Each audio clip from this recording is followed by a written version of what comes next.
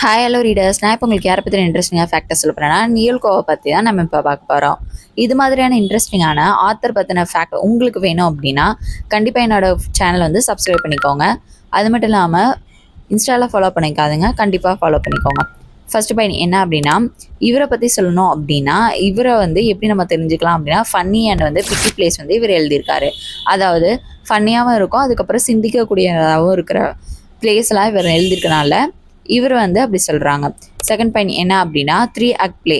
இவரோட 3 act play வந்து ஹே fever 1925 வந்து பப்ளிஷ் ஆயிருக்கு.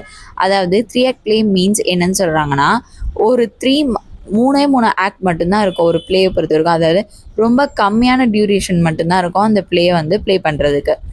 தேர்ட் பாயிண்ட் என்ன அப்படின்னா ப்ரெசன்ட் லாஃபர் 1939 வந்து பப்ளிஷ் ஆயிருக்கு. இது வந்து எதுலேருந்து எடுத்த டைட்டில் அப்படின்னா ஷேக்ஸ்பியரோட 12th நைட்லேருந்து எடுத்த டைட்டில் தான் ப்ரெசன்ட் லாஃபர். ஃபோர்த் பாயிண்ட் என்ன அப்படின்னா த ஃப்ளீட் ஸ்பிரிட். இது வந்து எதுலேருந்து எடுத்திருக்காங்க அப்படின்னா பிவி ஷெல்லியோட டு தி ஸ்கைலார்க் அப்படின்ற ஒரு ஒர்க்லேருந்து எடுத்திருக்காரு. Thanks to all.